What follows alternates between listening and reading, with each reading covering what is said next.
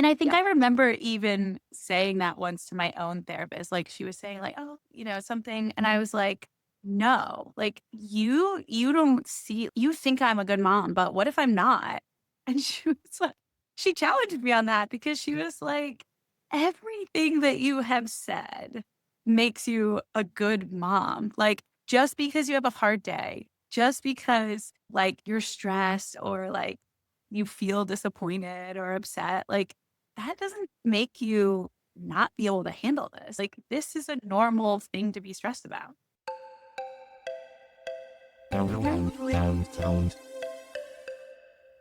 Well, welcome to episode 4 of Get Mom Ready. And today you're going to get to hear from Hannah Castle. What I love about this is it's really coming full circle because Hannah and I went on a walk a few months ago, starting to dream about what it would look like to do a podcast for moms. And then here we are a few months later, launching this to the world. And this would not have happened without Hannah's inspiration. So I cannot wait for you to hear from Hannah today as she gets vulnerable with us as a mom of 3 of what it looks like to be a ready mom. Well, we invite you to go to getmomready.com where you get a free email in your inbox every single week. And if you're a part of our paid community, you get behind the scenes content from Hannah, me, Anna, and Meredith. And we can't wait to see you there. We also encourage you to go to pdped.com and use code MOMREADY for 20% off your first order. And join us over on Instagram as well at GetMomReady. We'll see you there and can't wait for you to hear today's story from Hannah Castle. But Hannah, it is working for you, Yeah. girlfriend. You look You're out. you're shining bright like a diamond, my girl. Yeah. I hope so. It's my turn. Yeah. So speaking of Hannah Castle. So Hannah and I have known each other, I don't even remember what year. Do you remember what year? I'm terrible with I want time. to say it's like 2016. That's amazing. And through church, they're having a book club, and I invited myself to it, which I still think about that. I'm like, oh my gosh, I can't believe I can believe that I invited myself because let's be honest, it's me. I can't believe you guys let me. Like, Yeah, anyway. because later the doors closed on that book club. Yeah. Yeah, they were like, Oh, very it exclusive. became a closed group. Yeah, yeah. They're like, Holly takes up the energy for No, 5 people. no, it So was we're closing this thing down. But I'm so grateful for that because now here we are, yeah, like 10 years later, Hannah, and it has morphed and changed. And we had people move away. We had people now, a lot of us have had babies, like just all of the things. And so it's now more of there's 4 of us left. Now it's more like a social hour. Hannah Yeah. still reads books and Brady reads books. I'm sure Julie does. Again, maybe I'm just the only one that doesn't really read books anymore. But so grateful for Hannah because Hannah, what you guys are going to hear today is just her intentionality of how she lives life and your ability to have such clarity on that and then set boundaries to be able to do that is something that I really admire about you. And you also are, and I think a lot of it is who you are. And then the other is like your professional training. Like you're just so good at holding space for empathy and what people are feeling and going through, but not letting it. I've just never seen you take that on as your own, which is something I really admire about you too. I struggle with that. So anyway, I'm excited to hear your story today and can't wait for Meredith and Anna to hear it too, and on all of our listeners. But before we do that, wanted to say thank you to our sponsor, PDPed. I was about to say our sponsor, Get Mom Ready. No, that's the name of our podcast. It's us. Yeah, that's us. But PDPed, use promo code MOMREADY for 20% off your first order. And PDPed is an awesome shoe company for kids and toddlers.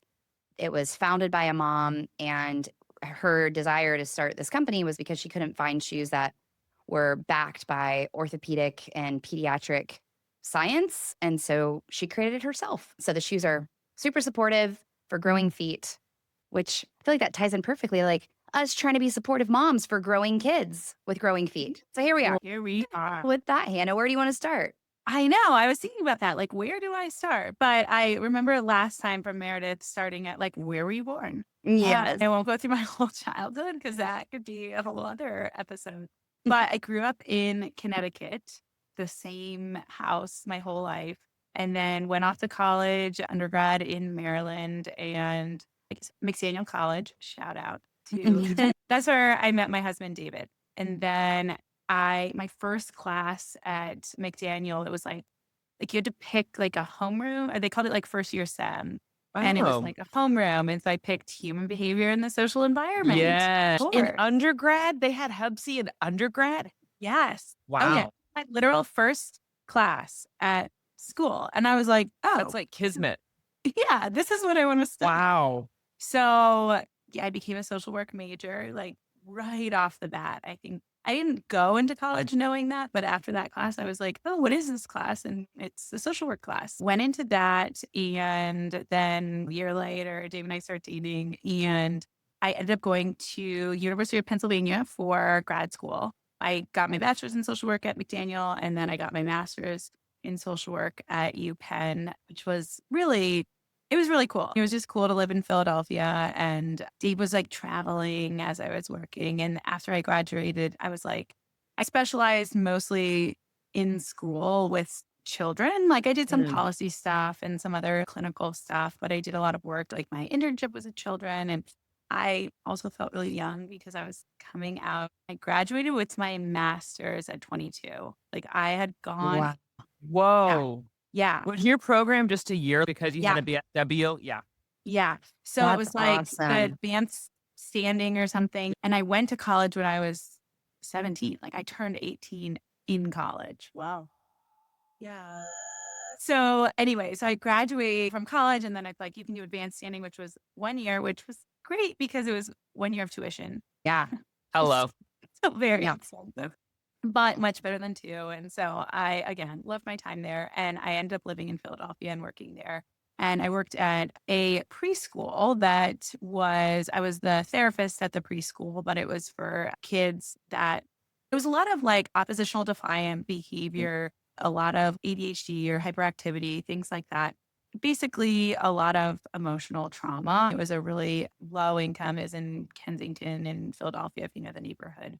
And it was, yeah, I mean, it's really hard. But we would work with them all day and I would pull out kids like for therapy or I'd go in the classroom and support the teachers. And so from there, Dave and I moved to Houston. So I was in that job when we ended up moving to Houston. And so I was like, okay, Was I was that looking to leave. was Yeah. that for his job or why did y'all end It up was in for his Houston? job. Okay. Yeah. Okay. So he had worked for a cabinet company. And so we moved to Houston. And I was, I can get another social work job. And so I started working at a place it was for adolescents. And we worked with both substance abuse and mental health. And so that was here in Houston. And that's where I started. Like my job was in Houston and I enjoyed it. However, I really wanted to work with younger kids. Like I was working with preschoolers before, and then I jumped and I worked with adolescents, which was really neat, but I just felt in my heart, and me and my coworker who ended up becoming my best friend, Stephanie, we just would talk all the time. And she was like, I see this job opening at Child Advocates of Fort Bend. I think you should take it. And she had interned there. So she had known the supervisor and she was like, it's a really wonderful place. So that's where I landed for a while. I went to Child Advocates of Fort Bend, I was a therapist there working with sexual abuse, physical abuse, and witness to violence. Wow. So I would see these kids every single day, like hearing their traumas and working with them on it.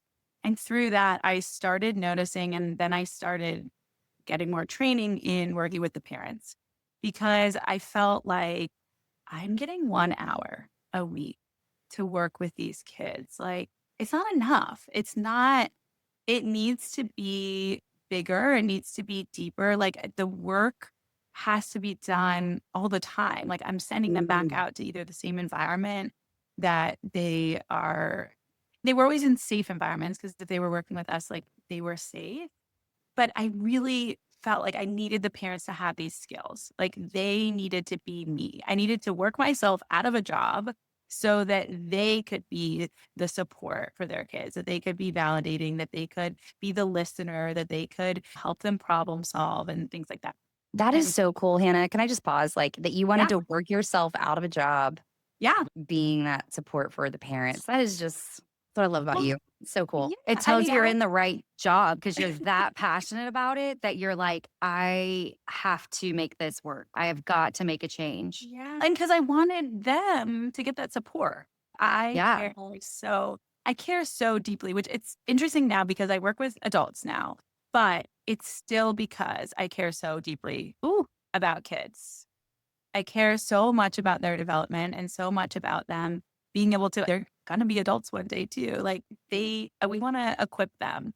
And so that's when I started doing that. I started learning this new thing it was more parental involvement. And I loved that. I really did love working with the parents through that. So then we're coming into let's see. So yeah, Holly and I met 2016. I get pregnant in 2016 and I have my first in 2017. And so I'm still working there. And I'm gonna be working mom. I'm going back to work after and I'm gonna juggle it all. Of course. Mm. So I go back to work in August of 2017. And then Harvey hits, which if anybody knows, Hurricane Harvey in Houston, Texas was insane. Yeah. So I go back to work for a week and then Hannah, real quick. Harvey was a hurricane. So just for people who, yes. it was a hurricane, but it didn't really it was a lot of rain all at once, but the aftermath was the worst, where it was flooding and our city couldn't hold the water. And so a couple of dams broke or were intentionally let out so it wouldn't break. Yeah. And so lots and lots and lots of people's homes were flooded. So people were out of their home, out of their job, just completely uprooted across this massive city, which is a lot of people don't realize is the fourth largest city in the US and very close in size to Chicago. We kind of rival Chicago in size. So massive infrastructure city and lots of domino effects there. Okay, back to you, Hannah. I didn't know all that, but thank you for that tidbit. So anyways, what that looked like for us in Houston was everything was closed. Everything was closed for, I think, almost 2 weeks. So that also meant that I was home with my baby again. And we had gotten a nanny because I was like, we have to have a nanny. And I had to go back to work because I was working. It was like 4 days and then half day Friday. It was later. Like I wasn't getting home until 6:30 and she was going to bed at 7:30. Like it was for the 1 week. It was hard. And so then we're home during Harvey. And again, I think we talked about this, but nursing was really hard. It was one of those things where I was like, I'm going to do it. I don't care. I'm going to do it. And it was so hard. I don't think I went into my pediatrician and didn't cry until maybe she was like 3 or 4 months old. Yeah, girl. Yeah. Everything. Every professional you could think of was at my house, was Yes. home with me, Yep. lactation, blah, blah, blah. Yeah. Triple feeding. Oh, talking about Yes. triple feeding. We did that for way too long. And then now I'm hearing like people say, oh, you should only do that for a week. I'm like, oh my gosh. Lord. So she didn't exclusively breastfeed until 3 months during Hurricane Harvey when I was home for an entire week. Yeah. And I was like, okay, wait. So now what? I'm going to go back to work and then I'm going to be pumping. I'm going to be doing all this stuff. And I did, right? After Hurricane Harvey, she started nursing and I was like, oh my gosh, this is so amazing. Like I was pumping, I was doing all this stuff. Which is exhausting. Let me just So exhausting. Oh, she is exhausting. It didn't have the like wearables yet. Right. Okay. Yeah. That is a game changer. Like cooler. They were so expensive or I had already bought this pump. So I was like, am I going to spend $100 something more dollars on these things that attach to it, that then attach to it? And I only had with that baby, I like only had the thing. It was just so much. She had a very tongue involved. tie. Yeah. So we got the tongue tie ropes. Oh, but yes. It was like exercises multiple times a day for weeks. Oh, yeah. Pulling up the tongue, doing the, like torture. And they're like, you have to wake them up in the middle of the night. I'm like, are you serious? So anyways, so she starts nursing. I go back to work and my husband's traveling for work. And I'm like, I'm not doing this. It's Thursday. So I think we went back to work on Monday after Hurricane Harvey. It's Thursday. And I called Dave on the way home from work. And I'm like, can we survive on one income? And he was like, yep. It was like, okay, I'm quitting tomorrow. Like it was that quick of a conversation? Oh, yeah. Oh, yeah.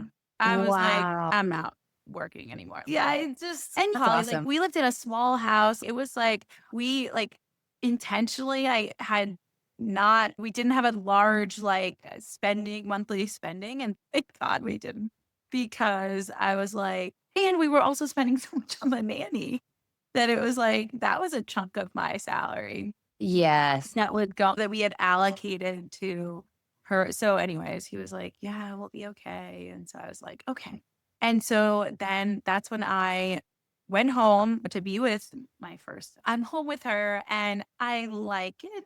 And I'm also like, I got to do something. Like, I got to work. I just have to. And I had toyed with before leaving, I had started to do a couple private practice. Like, I would see one client outside of my job and things like that. And so after I was home with her, I was like, okay, I'm going to do private practice. Like, this works for our family. And so I started renting an office just on Saturdays. Like, a friend was worked Monday through Friday in her office, but she didn't work on the weekends. And so I was like, let me rent an hour or 2 hours. And so I started really slowly, and Dave was home obviously on the weekends. And so I could start seeing clients.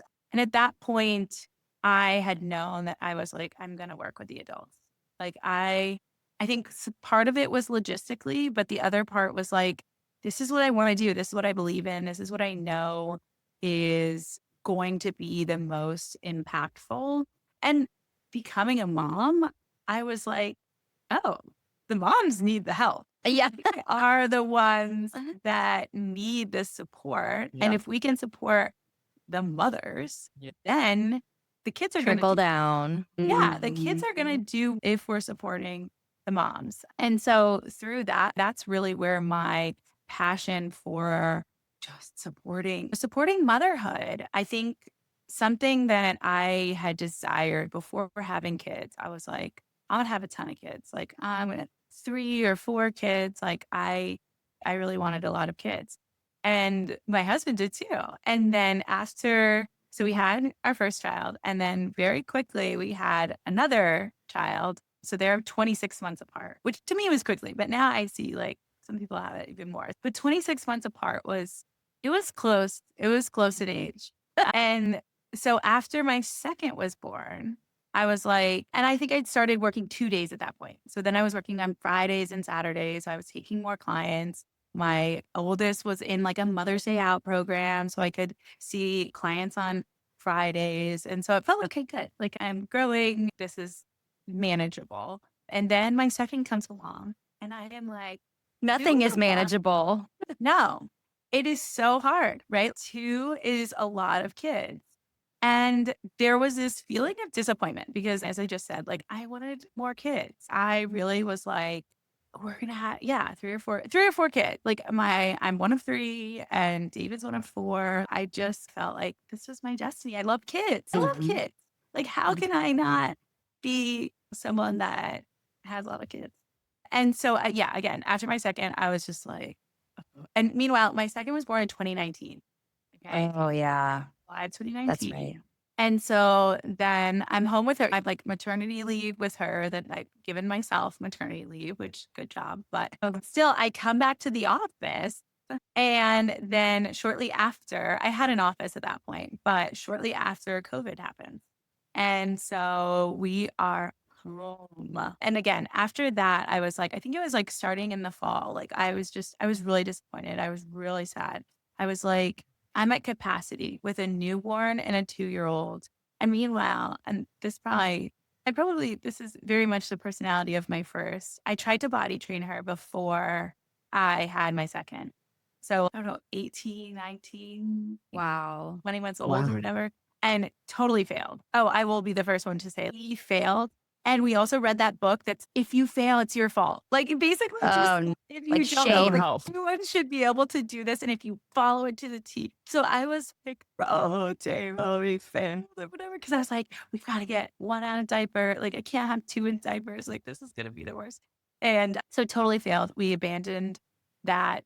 And then I bring my second home from the hospital. And my first is, I'm not wearing diapers anymore. And I'm like, oh, yes, you are. Actually, I will tell this to the world. But actually, if you have just a 2-year-old and a newborn, it's easier if you have 2 in diapers.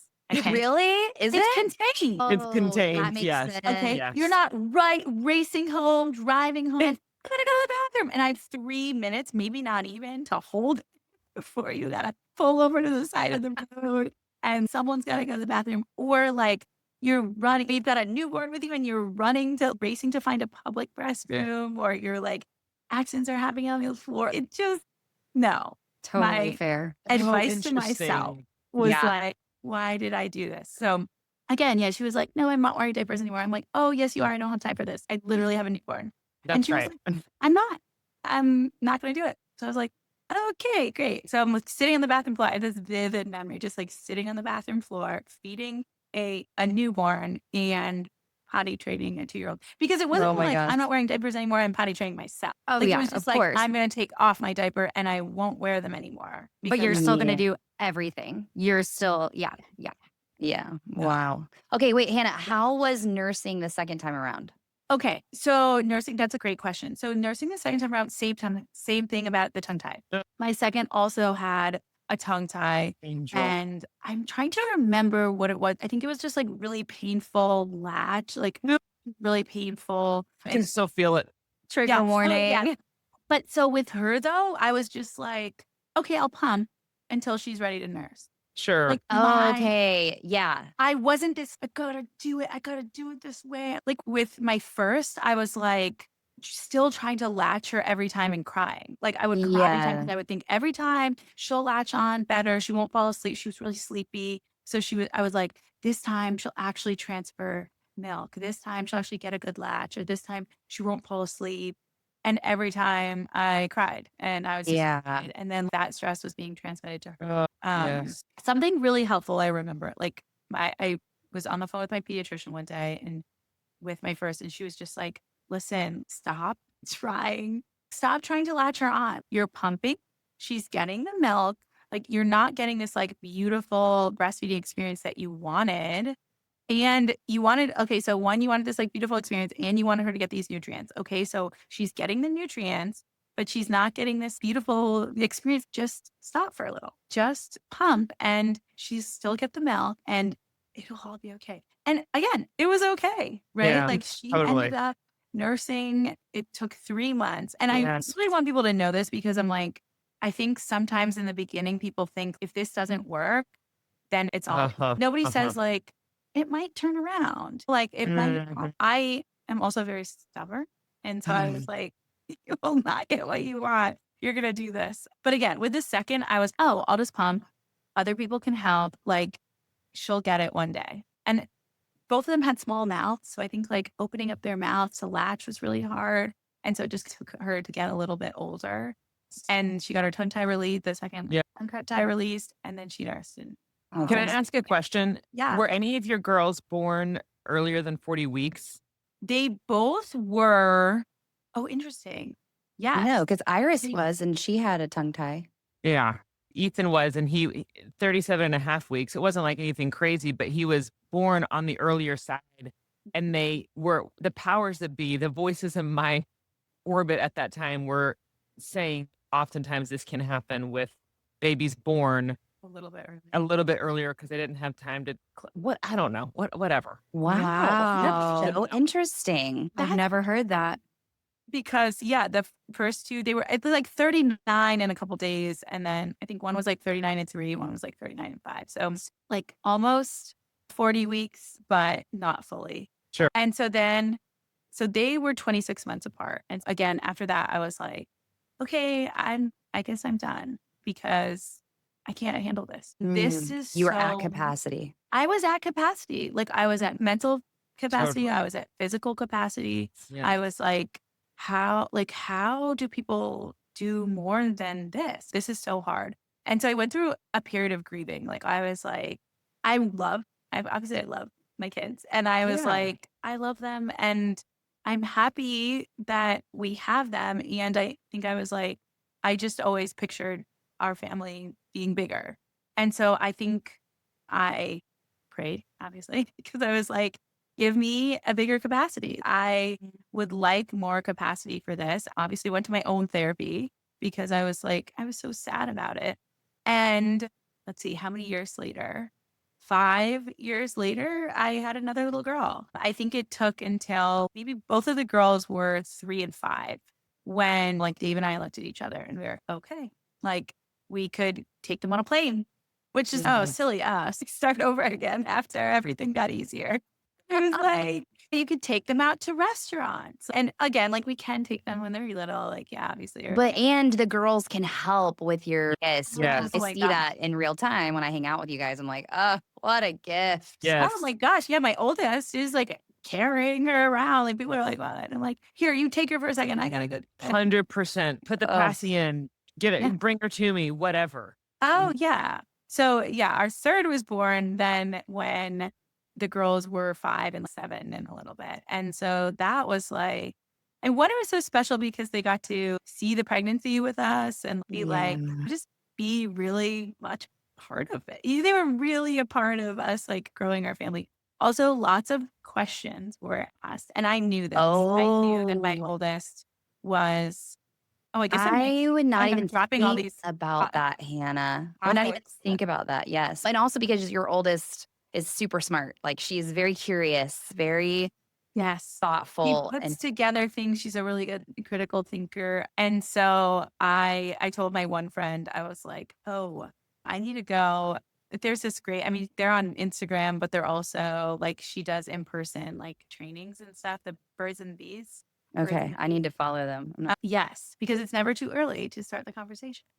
But anyways, right when I got pregnant and I was like, all right, David, like we're going to tell the girls. And I was like, we need to know what we're going to say because they're going to ask, oh, how did this happen? How did this happen? And so we had to have like our answer down on what we were going to say because you're taken aback. So it is interesting. And this will be, again, a topic for another day, but it's interesting what adults say in front of kids that I think is like hard because sometimes they're like, "Oh, you were a surprise." And it's if we actually talk about this, how do you explain to a kid that this happened as a surprise? It has to be intentional for that to happen.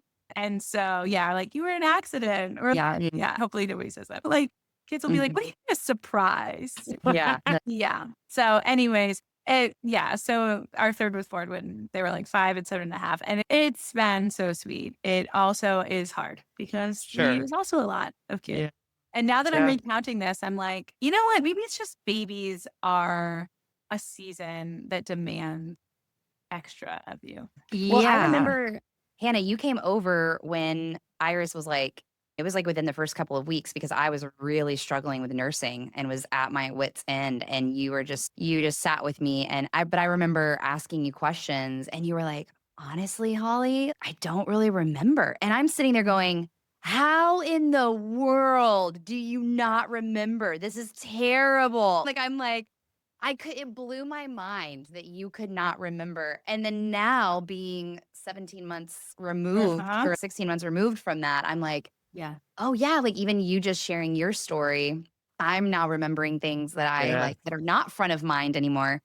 And yeah, I guess we wouldn't procreate if like we remembered of it. And so to your point, like round Hello. 3, you're even like, oh yeah, this is hard, but it's Oh, so yeah. We were short. sleeping through the night. We were like 3 and 5. We are like, You're like what is having full blown conversation. They can tell Literally. you what's wrong. There is just nothing, yeah, going back to wrong? that. Oh my gosh. Yeah. Nothing. Like could walk to the pantry, get their own snack. Yeah. All of it. Yeah.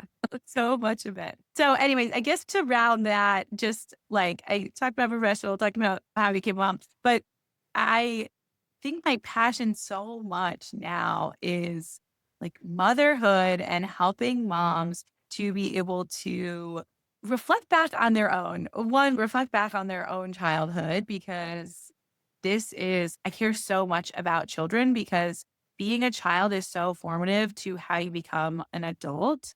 And if I can support other women and like mothers to become like who they want to be able to take care of their children, like their children won't be in my office Yeah. because of these things. And they're going to be able to have that like supportive person for them. And mothers are going to be able to do it with more joy. Like obviously everything in motherhood is not all rainbows and butterflies, but I don't subscribe to this motherhood has to be miserable. Like I don't want that for anybody. I think Mhm. that there is a way that we can be supportive to not have that experience. Yeah. You're like helping moms increase their capacity, which was a specific prayer for you. Ooh, I love that, Meredith. Yes. It's How so beautiful. That So is yeah, really that's so cool. true. I have so many questions, but on this topic, okay, so you were maxed out at capacity with the two littles, Mhm. and when or what changed for you to be able to feel free or like joyful in motherhood again? Do you feel like it was just like when your littlest hit a certain stage, you were like, okay, the just all of the logistics are easier? Or was Mm. it in your brain, you were like, I've got to change something, and therapy and working at it was what changed for you? And probably both. I don't know. I think probably a lot of it. I'm almost like tearing up thinking like I don't think there was anything logistical. I don't think there was any like magic schedule thing. There was just a moment where I like looked at the girls and I was like, "Oh, there's someone missing at our table." And I said it to Dave like later that night. I think we were just at first I was like, "I don't know the moment." And then as soon as I started talking, I was like, "Oh, I do know the moment." We Oh were my sitting at gosh. our little kitchen table, and I was like, "It feels like somebody's missing." Oh, And I told him later, and he was like, "I feel that too." Oh my gosh. I'm tearing up, and I I never know. tear up.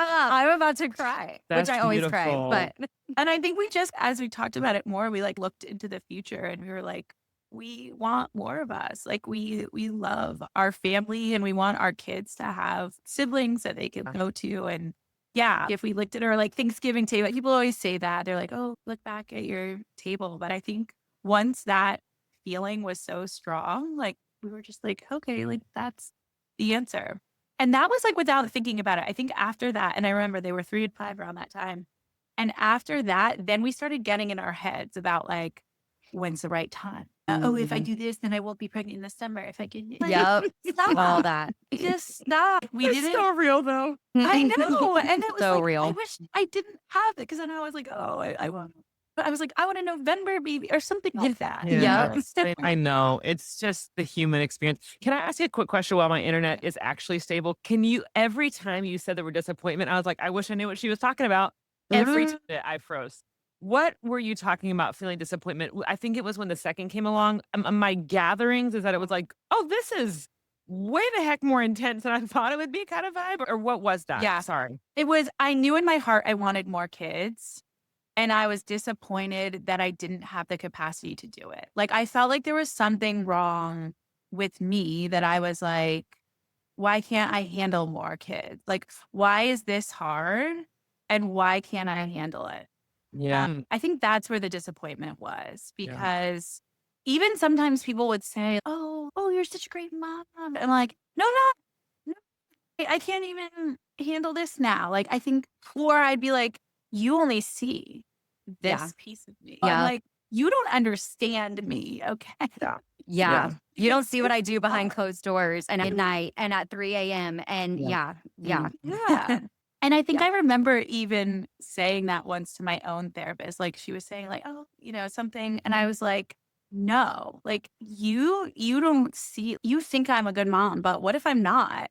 And she was like, she challenged me on that because she was like, everything that you have said makes you a good mom. Like just because you have a hard day, just because like you're stressed or like you feel disappointed or upset, like that doesn't make you not be able to handle this. Like this is a normal thing to be stressed about.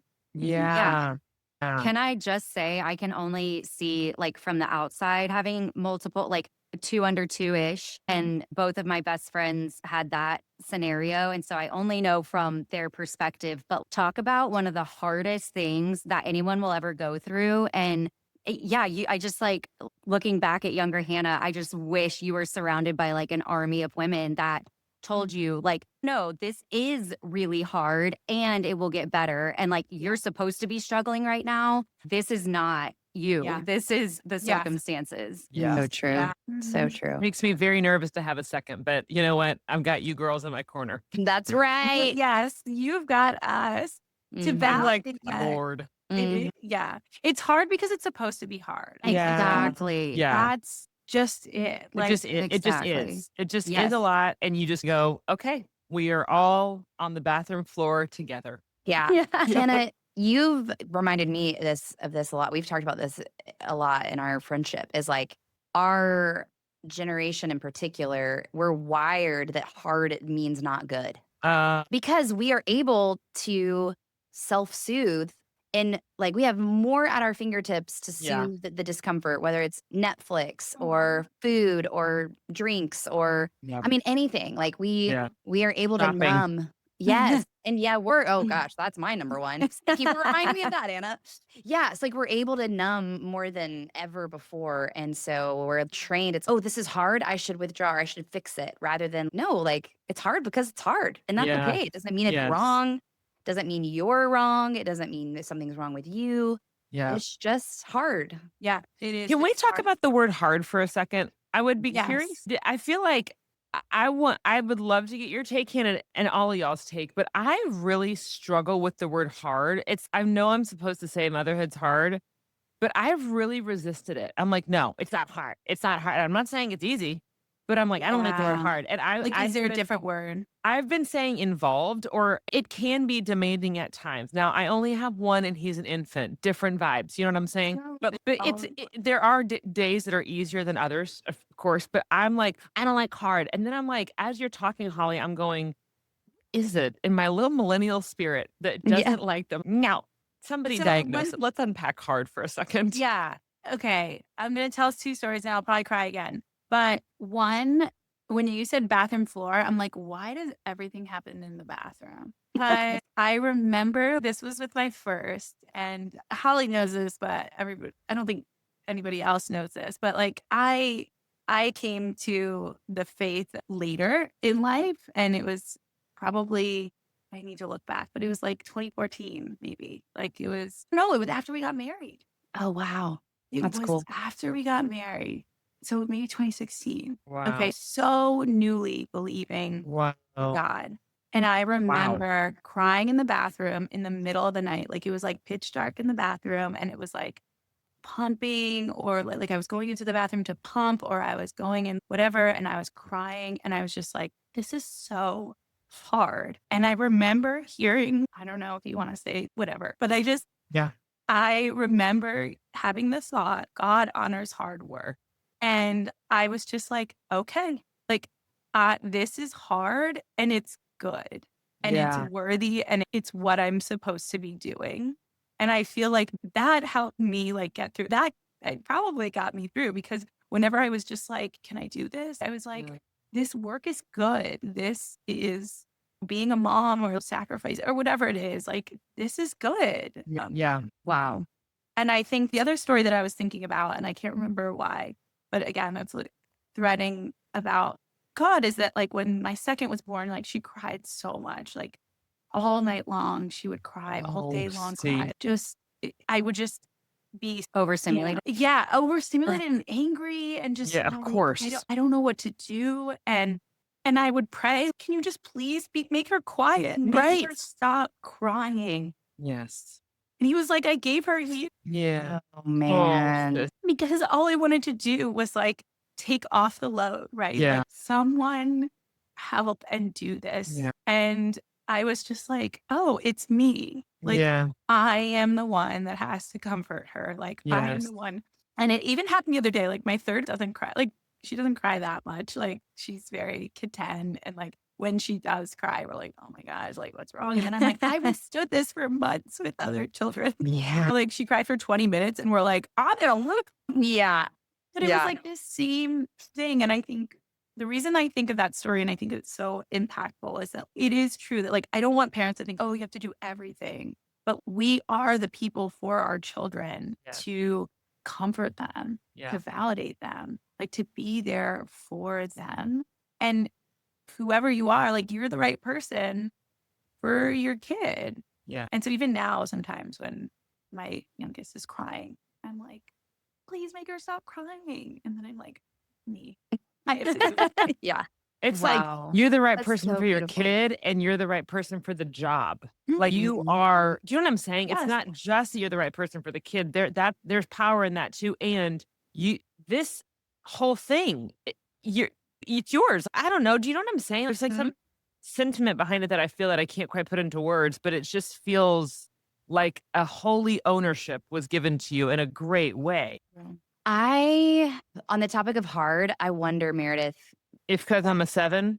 No, I That don't thought know. did Maybe. cross my mind. I do wonder because this is what it is for me. And I was in a meeting. This is like not related to motherhood at all. But I was in a meeting with a client yesterday where they're going through and the word hard was used multiple times. Like in this one meeting, the word hard was probably used 20 times. Mm.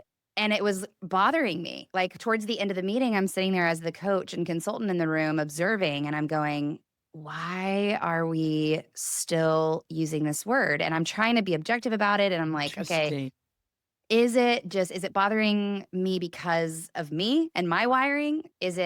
Should I step in and encourage them not to use it? Whatever. And so 24 hours removed, and now we're having this conversation. For me personally, I do think admitting something is hard is hard for me because I equate something being hard with being weak. And I don't want to admit that I Oh. am weak. And so I think that it for me, I have to be able to say, I am strong and this is hard. And Yeah. and that has been motherhood good. for me personally, especially the infant stage.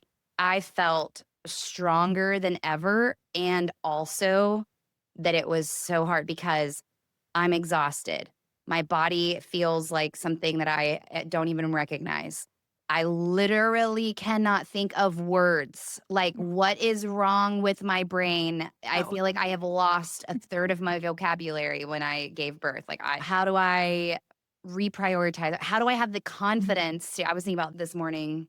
I was like, because I work full time. It's my choice. It's my own business. My daughter goes to daycare. There are days where I'm very confident in that. There are other days where I go, I'm still confident in that. I am in full joy and happiness, but should I feel guilty for that and going on the shame spiral? Yes. And crap, hold on. I was trying to really, this is what I'm talking about. This is mom brain. We see you. Anyway, so that's hard. So that part of motherhood is hard for me. The forging your own path when there really is, some people would say there is a right and a wrong way to do it. I don't believe that's true. You're here. And so, yeah, but even that whole lump of like confidence to be the mom that you want to be the best mom you can be, and is a hard thing for me personally. So, anyway, all that to be said, executive summary, I think that I struggle to admit something is hard because it makes me feel weak. I hear that. And I think that too. Sometimes, like, if I say this thing is hard, it means I can't do it.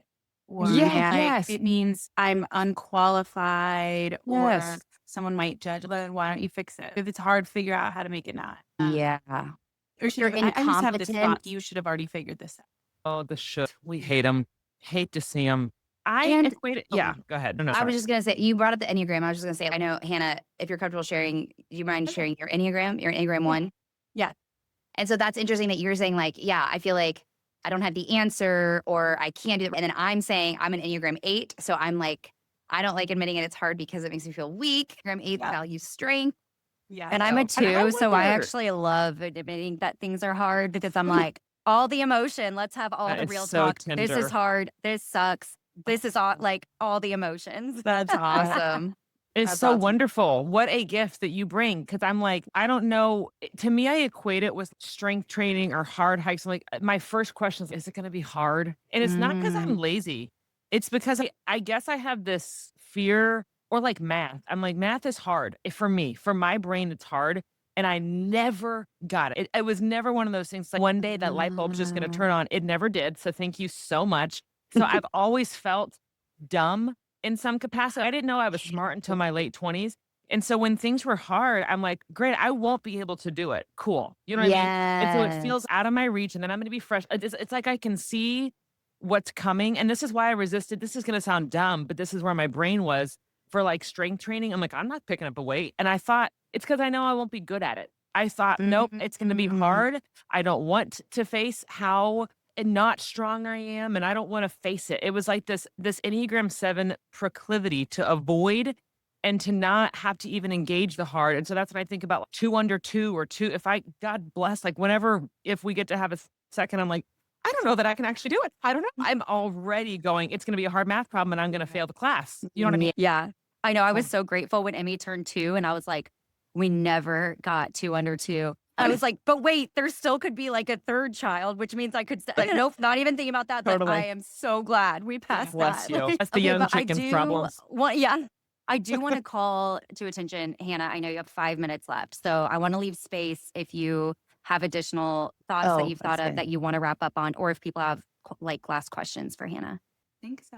I don't have anything that I forgot. Or I'm sure there were things, of course, I'm like, I'm sure there are things that I could It'll have come done. back in future podcasts and we'll just Mm. keep processing and asking. And I did think to myself, though, as a listener, I'm like, gosh, whoever ends up being coached by you, all the gals, your therapy clients, and in this context, as you serving as a coach, I'm like, they are lucky little ducks.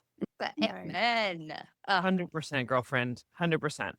You are so poised and confident and can, to your point, Holly, she sees things very clearly.